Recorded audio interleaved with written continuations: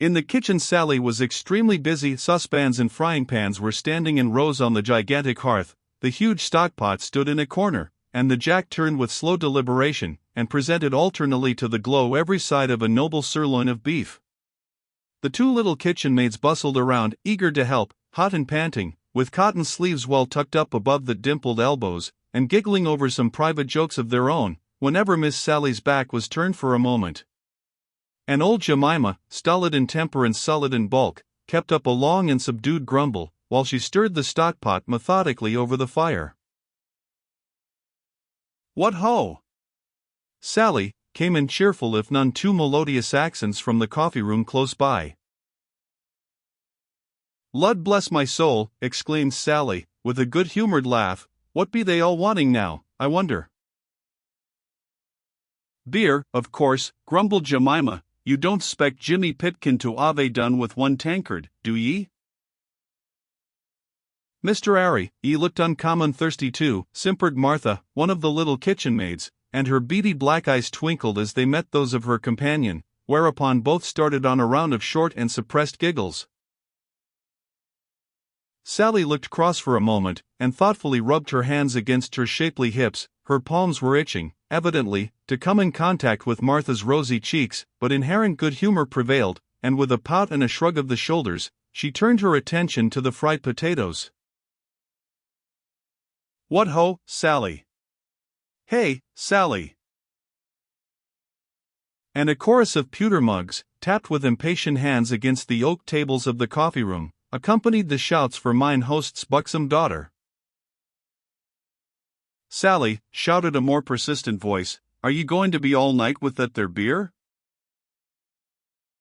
"I do think father might get the beer for them," muttered Sally, as Jemima, stolidly and without further comment, took a couple of foam-crowned jugs from the shelf, and began filling a number of pewter tankards with some of that home-brewed ale for which the Fisherman's Rest had been famous since the days of King Charles.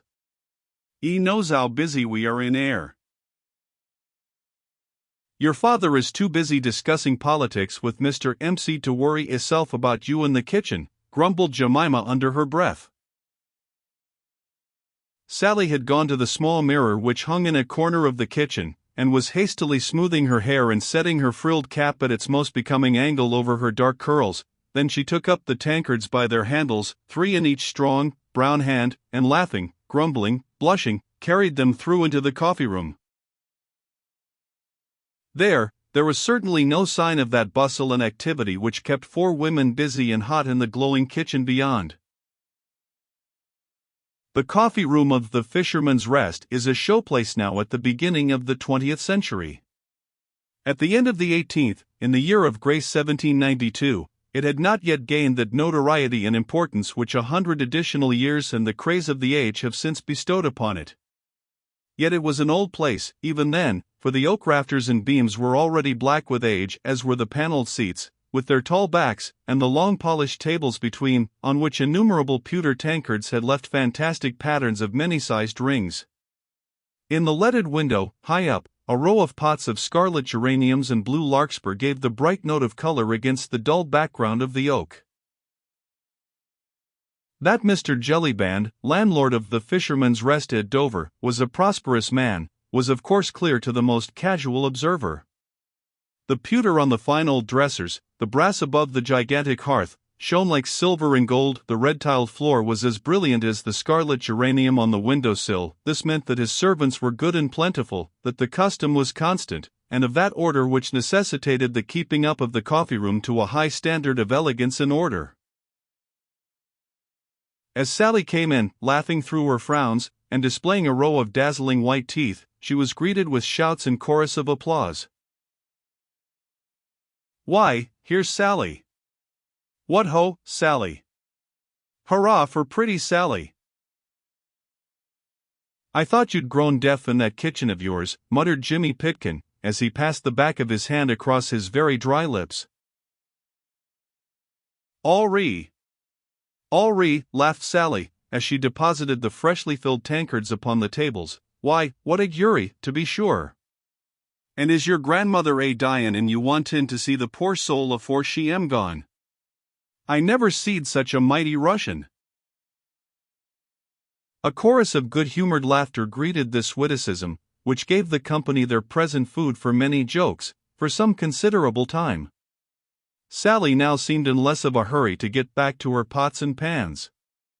A young man with fair curly hair, and eager, bright blue eyes, was engaging most of her attention and the whole of her time, whilst broad witticisms anent Jimmy Pitkin's fictitious grandmother flew from mouth to mouth, mixed with heavy puffs of pungent tobacco smoke. Facing the hearth, his legs wide apart, a long clay pipe in his mouth, stood mine host himself, worthy Mr. Jellyband, landlord of the Fisherman's Rest, as his father had been before him, aye, and his grandfather and great-grandfather too, for that matter. Portly in build, jovial in countenance and somewhat bald of pate, Mr. Jellyband was indeed a typical rural John Bull of those days, the days when our prejudiced insularity was at its height, when to an Englishman, be he lord, yeoman, or peasant, the whole of the continent of Europe was a den of immorality, and the rest of the world an unexploited land of savages and cannibals. There he stood, mine worthy host, firm and well set up on his limbs, smoking his long churchwarden and caring nothing for nobody at home, and despising everybody abroad. He wore the typical scarlet waistcoat, with shiny brass buttons, the corduroy breeches, the grey worsted stockings and smart buckled shoes, that characterized every self-respecting innkeeper in Great Britain in these days, and while pretty, motherless Sally had need of 4 pairs of brown hands to do all the work that fell on her shapely shoulders, worthy Jellyband discussed the affairs of nations with his most privileged guests. The coffee-room indeed, lighted by 2 well-polished lamps, which hung from the raftered ceiling, looked cheerful and cozy in the extreme. Through the dense clouds of tobacco smoke that hung about in every corner, the faces of Mr. Jellyband's customers appeared red and pleasant to look at, and on good terms with themselves, their host and all the world. From every side of the room loud guffaws accompanied pleasant, if not highly intellectual, conversation, while Sally's repeated giggles testified to the good use Mr. Harrywait was making of the short time she seemed inclined to spare him. They were mostly fisherfolk who patronized Mr. Jellyband's coffee-room, but fishermen are known to be very thirsty people. The salt which they breathe in, when they are on the sea, accounts for their parched throats when on shore. But the Fisherman's Rest was something more than a rendezvous for these humble folk. The London and Dover coach started from the hostel daily, and passengers who had come across the Channel, and those who started for the grand tour, all became acquainted with Mr. Jellyband, his French wines and his home-brewed Alish. It was towards the close of September, 1792, and the weather which had been brilliant and hot throughout the month had suddenly broken up, for 2 days' torrents of rain had deluged the south of England, doing its level best to ruin what chances the apples and pears and late plums had of becoming really fine, self-respecting fruit. Even now it was beating against the leaded windows, and tumbling down the chimney, making the cheerful wood fire sizzle in the hearth. Lud! Did you ever see such a wet September, Mr. Jellyband? Asked Mr. Hempseed. He sat in one of the seats inside the hearth, did Mr. Hempseed, for he was an authority and an important personage not only at the Fisherman's Rest, where Mr. Jellyband always made a special selection of him as a foil for political arguments, but throughout the neighborhood, where his learning and notably his knowledge of the Scriptures was held in the most profound awe and respect. With one hand buried in the capacious pockets of his corduroys underneath his elaborately worked, well-worn smock, the other holding his long clay pipe, Mr. Hempseed sat there looking dejectedly across the room at the rivulets of moisture which trickled down the window panes. "No," replied Mr. Jellyband, sententiously, "I dunno, Mr. Hempseed, as I ever did. And I've been in these parts nigh on 60 years. Aye. You wouldn't recollect the first 3 years of them 60, Mr. Jellyband," quietly interposed Mr. Hempseed. "I dunno as I ever seed an infant take much note of the weather, leastways not in these parts, and I've lived ere nigh on 75 years, Mr. Jellyband." The superiority of this wisdom was so incontestable that for the moment Mr. Jellyband was not ready with his usual flow of argument. "It do seem more like April than September, don't it?" continued Mr. Hempseed, dolefully, as a shower of raindrops fell with a sizzle upon the fire. "Aye. That 'ud do," assented the worthy host, But then what can you expect, Mr. Hempseed, I says, with sich a government as we've got? Mr. Hempseed shook his head with an infinity of wisdom, tempered by deeply rooted mistrust of the British climate and the British government. I don't expect nothing, Mr. Jellyband, he said. Poor folks like us is of no account up there in Lunnon, I knows that, and it's not often as I do complain. But when it comes to sich wet weather in September, and all me fruit rotten and dyin' like the guption mother's firstborn, and doin' no more good than they did, poor dears, save to a lot of Jews, peddlers, and sich, with their oranges and sich like foreign ungodly fruit, which nobody'd buy if English apples and pears was nicely swelled. As the scriptures say. That's quite right, Mr. Hempseed, retorted Jellyband, and as I says, what can you expect? There's all them Frenchy devils over the channel yonder murderin' their king and nobility, and Mr. Pitt and Mr. Fox and Mr. Burke fightin' and wranglin' between them, if we Englishmen should low them to go on in their ungodly way. Let 'em murder, says Mr. Pitt. Stop 'em, says Mr. Burke. And let 'em murder, says I, and be demmed to 'em, said Mr. Hempseed, emphatically, for he had but little liking for his friend Jellyband's political arguments, wherein he always got out of his depth, and had but little chance for displaying those pearls of wisdom which had earned for him so high a reputation in the neighborhood and so many free tankards of ale at the Fisherman's Rest. Let 'em murder, he repeated again, but don't let's have sich rain in September, for that is agin the law and the scriptures which says. Lud. Mr. Harry, how you made me jump. It was unfortunate for Sally and her flirtation that this remark of hers should have occurred at the precise moment when Mr. Hempseed was collecting his breath, in order to deliver himself of one of those scriptural utterances which had made him famous, for it brought down upon her pretty head the full flood of her father's wrath. Now then, Sally, me girl, now then, he said, trying to force a frown upon his good-humored face, stop that fooling with them young jackanapes and get on with the work. The work's gettin' on all father. But Mr. Jellyband was peremptory. He had other views for his buxom daughter, his only child, who would in God's good time become the owner of the Fisherman's Rest, than to see her married to one of these young fellows who earned but a precarious livelihood with their net. Did ye hear me speak, me girl, he said in that quiet tone, which no one inside the inn dared to disobey. Get on with my Lord Tony's supper, for, if it ain't the best we can do, and he not satisfied, see what you'll get, that's all. Reluctantly Sally obeyed. Is you expecting special guests then tonight, Mr. Jellyband? Asked Jimmy Pitkin, in a loyal attempt to divert his host's attention from the circumstances connected with Sally's exit from the room. Aye. That I be, replied Jellyband, friends of my Lord Tony hisself. Dukes and duchesses from over the water yonder, whom the young lord and his friend, Sir Andrew Ffoulkes, and other young noblemen have helped out of the clutches of them murderin' devils. But this was too much for Mr. Hempseed's querulous philosophy. Lud, he said, what they do that for, I wonder? I don't hold not with interferin' in other folks' ways. As the scriptures say. Maybe, Mr. Hempseed, interrupted Jellyband, with biting sarcasm, as you're a personal friend of Mr. Pitt, and as you says along with Mr. Fox, let 'em murder, says you. Pardon me, Mr. Jellyband, feebly protested Mr. Hempseed, I dunno as I ever did. But Mr. Jellyband had at last succeeded in getting upon his favorite hobby horse, and had no intention of dismounting in any hurry. Or maybe you've made friends with some of them French chaps, oh well they do say have come over here o' purpose to make us Englishmen agree with their murderin' ways. I dunno what you mean, Mr. Jellyband, suggested Mr. Hempseed, all I know is, loudly asserted mine host, that there was my friend Peppercorn, owns the blue-faced boar, and as true and loyal an Englishman as you'd see in the land. And now look at him, he made friends with some of them frog-eaters, obnobbed with them just as if they was Englishmen, and not just a lot of immoral, godforsaking foreign spies. Well. And what happened?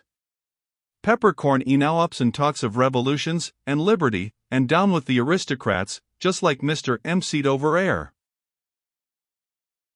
Pardon me, Mr. Jellyband, again interposed Mr. Hempseed, feebly, I dunno as I ever did. Mr. Jellyband had appealed to the company in general, who were listening awestruck and open-mouthed at the recital of Mr. Peppercorn's defalcations. At one table 2 customers, gentlemen apparently by their clothes, had pushed aside their half-finished game of dominoes, and had been listening for some time, and evidently with much amusement at Mr. Jellyband's international opinions. One of them now, with a quiet, sarcastic smile still lurking round the corners of his mobile mouth, turned towards the center of the room where Mr. Jellyband was standing. You seem to think, mine honest friend, he said quietly, that these Frenchmen, spies I think you called them, are mighty clever fellows to have made mincemeat so to speak of your friend Mr. Peppercorn's opinions. How did they accomplish that now, think you? Lud. Sir, I suppose they talked I'm over. Those Frenchies, I've heard it said, they got the gift of gab, and Mr. Hempseed air will tell you how it is that they just twist some people round their little finger like. Indeed, and is that so, Mr. Hempseed? Inquired the stranger politely. Nay, sir, replied Mr. Hempseed, much irritated, I dunno as I can give you the information you require. Faith, then, said the stranger, let us hope, my worthy host, that these clever spies will not succeed in upsetting your extremely loyal opinions. But this was too much for Mr. Jellyband's pleasant equanimity. He burst into an uproarious fit of laughter, which was soon echoed by those who happened to be in his debt. Ha ha ha! Ho ho ho! He he he! He laughed in every key, did my worthy host, and laughed until his sides ached and his eyes streamed. At me! Hark at that! Did ye hear him say that they'd be upset in my opinions? Lud love you, sir, but you do say some queer things. Well, Mr. Jellyband, said Mr. Hempseed, sententiously, you know what the scriptures say, let him stands take ed lest he fall. But then harkee ye, Mr. Hempseed, retorted Jellyband, still holding his sides with laughter, the scriptures didn't know me. Why, I wouldn't so much as drink a glass of ale with one o' them murdering Frenchmen, and nothin' do make me change my opinions. Why? I've heard it said that them frog-eaters can't even speak the king's English, so, of course, if any of 'em tried to speak their godforsaken lingo to me, why, I should spot them directly, and forewarned is forearmed, as the saying goes. Aye. My honest friend, assented the stranger cheerfully, I see that you are much too sharp, and a match for any 20 Frenchmen, and here's to your very good health, my worthy host, if you'll do me the honor to finish this bottle of mine with me. I am sure you're very polite, sir, said Mr. Jellyband, wiping his eyes which were still streaming with the abundance of his laughter, and I don't mind if I do.